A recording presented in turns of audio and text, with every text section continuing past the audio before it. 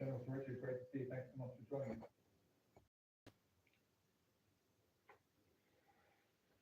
Lots of sports, amazing golf news as well, with Rory McIlroy winning his second Masters on the bounce. Jackie Pitt. I have to say his name actually. I just messed it up. In our family, Rory Lord. It didn't help the fact that I was up watching as well. That's probably why I'm talking this morning. I'm doing very short of sleep, but so worth it because it's all the moment and you just want to. I'm so proud of that. It was really heartwarming. It was really emotional. Not as emotional as last year, and it wasn't straightforward. So he was still battling himself. He was still battling the Augusta course, and it just wasn't. It wasn't straightforward. We can look at the winning putt actually because he double putted. He double putted the last hole. But this is the start of this round. This is the third hole where he gets the birdie, and at that point he thought, you know what? He's got this. He's going to go on a roll. This is the moment that he needed. But he then went on to double bogey the next hole. So actually, it was a bit up and down on the front nine. He then got it together on the back nine. This is an amazing shot at the 12th. His two shots as well. Birdie there. And also birdie at 13 as well, which followed. So really concrete amen corner when it has been a real publicity spot for him over the weekend. And to try that. The way he did from such a disappointing round, then he bounced back and he's reset himself after that third round and do this and actually see it through and over the line. That is the putt. That's the 18th. But it didn't matter because he already had that vision. Bobby Sheffield was on even harder. Every time he gets less effective at cleaning or keeping guns, leaving more bacteria behind. So the limit switch to a new oral-in brush head every 3 months. A new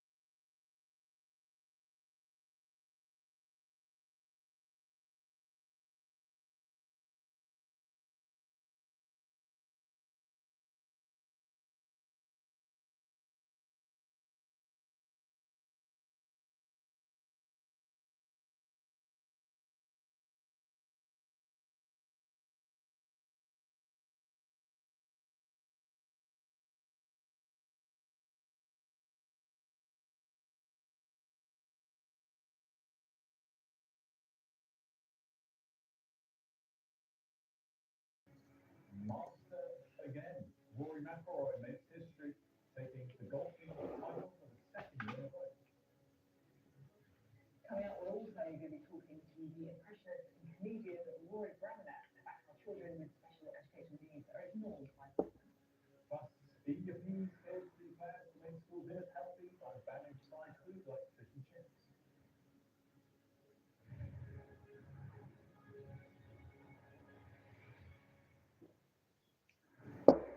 Morning, thanks for joining us. So let's start today with Iran and with development where the Donald Trump says the US Navy will blockade the Strait of Hormuz from later today. So that's the US president threatening to use the American military to stop vessels that Iran has allowed to pass through the strait. So Donald Trump says the blockade will begin from 10 a.m. Eastern time at 3 p.m. here in the UK.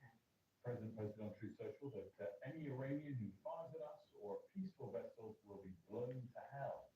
Peace talks, of course, over the weekend have already collapsed, with America blaming Iran's refusal to ban its nuclear weapons program. Now, we should say there is currently a fragile ceasefire in place between Iran and the US, but Israel, of course, continues to strike Lebanon. Donald Trump's threat now, though, risks widening the war and also pushing oil prices already back above $100 a barrel and causing economic growth across the world. Iran's in very bad shape. And just so you understand, Iran will not have a nuclear weapon. We will not have. There is no way that they're going to get. They still want it. And they made that clear the other night. Iran will not have a nuclear weapon. Oh, I don't know. I don't care if they come back or not. If they don't come back, I'm fine. You say a lot of issues in Dubai for us. Hey, can you just explain how this blockade would work? Yeah, it's a good question, Sophie. A lot of speculation in this region, and something that people are watching extremely closely because, of course, the Strait of Hormuz is already blockaded.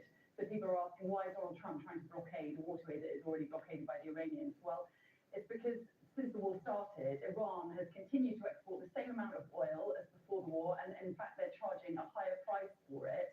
So it seems that the US now has plans to stop Iranian tankers leaving Iranian ports, and on top of that, to stop any other vessels that have paid this de facto toll to the Iranians for safe passage. And according to US defense officials, the idea behind all of this is to essentially buy the American military time to clear the Strait of Hormuz of mines and create some sort of safe passage for commercial shipping to resume. Because, of course, the Strait of Hormuz was supposed to have been reopened under the terms of the ceasefire agreement, but that hasn't happened. Only a handful of vessels have passed since. And if you look at the military movement in the last 48 hours, it does seem that the US Navy is preparing for this.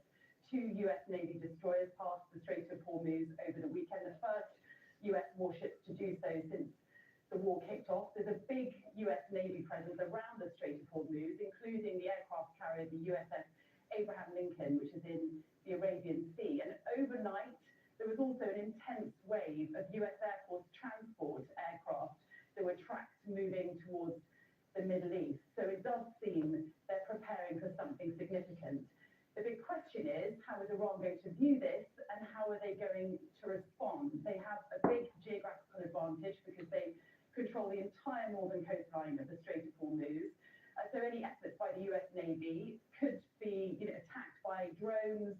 There's also these speedboats that the Revolutionary Guard have been using as attack vessels, attacking tankers in the Strait of Hormuz that don't have their authority to pass. And if indeed we do see that response from the Iranians, does it mean this ceasefire will break down? A lot of questions today. Of course, we've still got a little over a week of this ceasefire left. There is still time for another round of talks, but there is also a potential at this stage for the war to get a whole lot worse. It may become clearer when we see how this blockade works, when it's supposed to come into force in a few hours' time. Thanks so much for that. Well, what does all of this mean for the markets and the oil price in particular? Unsurprisingly, talk of more blockades in the Strait of Hormuz has pushed oil prices higher to the tune of 6.5% this morning. We're back above 100, 102.5 is the level for oil prices at the moment. Worth just also dwelling on what we saw last week, or didn't see, which was only a certain fall in the oil price on what was perhaps the most optimistic moment of this conflict, when we thought the ceasefire talks were going to take place and had some optimism around it. We only fell then to $95 a barrel. And worth noting, these chopping and changing in the last few weeks, while significant on the day, they don't really make much of an indent on the move we've seen upwards since the start of the year. So go back to January, before the war So when we have a good day and we're at 95, or when we have a bad day and we're at 102, or even worse still, we're still looking at 45 to 50 to 60% higher than where we started the year. And that means for the whole rest of this year, every single month, when we print the inflation data, we're going to see it hotter than it otherwise would have been. And if we look at the next chart, that's why you're not really seeing, on good days or bad days, much change now in UK borrowing costs. This is the 1-year borrowing rate for the UK gilt market. It's risen again today, back to 4.25% or so, down from the 4.5% peak a few weeks ago. But really, the thing of significance here is which is vastly higher from when the war started. We were down at 3.5% at the start of the war, so that was predicting a rate cut from where the Bank of England rate is at the moment, 3.75. And we're now expecting some rate hikes, whether or not it's a day when we think the ceasefire talks are going to work, or a day when we're talking about blockades again. We're just meaningfully higher on borrowing costs than we were at the start of the war. Just want to end by showing you the US stock market. In particular, we've gone for the tech-heavy NASDAQ index to show the lack of impact really it's had on that. But for context, this was Liberation Day. This was Trump's tariffs last April. We saw a really sharp fall in the NASDAQ during that period of time. It fell 17%, peak to trough in the space of less than a week. It was enough pressure on President Trump to back away and reverse course, and obviously we rallied since then. Well, peak to trough during the war for the NASDAQ was only a decline of 5.5%. In fact, last week on the optimism, we got back to essentially being flat since the war started. This hasn't priced in today's move yet. Obviously, the US market hasn't opened yet. So in the grand scheme of things, this sort of bit of volatility that we've seen over the last 6 weeks in the US stock market hasn't put that much pressure on President Trump. There's pressure coming from elsewhere, no doubt about it. But perhaps this is one of those reasons, and particularly the bounce last week, why President Trump is feeling able to put his foot down once again, talk about blockading the Strait of Hormuz himself. Of course, just a note on this. When he did decide to U-turn, take his foot off the gas last April, it was quite easy. He just had to change his tariffs. They were his tariffs. He just had to lower the rate. As we've been exploring over the course of the last 6 weeks, much harder to find an off-ramp to this particular conflict. And in light of that, this chart, the US stock market at least, perhaps showing a little bit of complacency to not see the same scale of moves as we've seen in oil prices or UK borrowing costs. Well, perhaps given the impact it's likely to have on oil prices and the UK, we know, of course, that the UK isn't going to be involved in the blockade itself, and Trump's not too happy about it. In the last few moments, Keir Starmer's been speaking as well, saying that we will not be supporting the blockade. Well, Alex is here to discuss this a bit more. And I'm still trying to work out if his words there mean as in they're not being involved in the blockade, or they don't support it in principle. I'm not sure either, actually. I think they probably don't support it in principle, but they're not going to say that publicly. So what they are going to point to is the kind of practical elements around it. We're not supporting the blockade. All we care about is the impact of the cost of living and keeping the Strait of Hormuz open. That's what Keir Starmer wants to talk about. That's why he was in the Gulf visiting all those important leaders last week. It's about diplomatic efforts, whereas Donald Trump seems to be saying to Iran, I'm going to close it to force you to reopen it. That's not really how we do diplomacy. So what else he was saying in the Radio 5 Live? Yeah, he was talking about people facing high energy bills. I don't want that to happen. I want the energy bills to be stabilised and lowered. And there's also this question about minesweepers. Trump said something about maybe the UK sending more. And we can imagine there's a criticism that we're going back into the fighter factor. And we can imagine there's a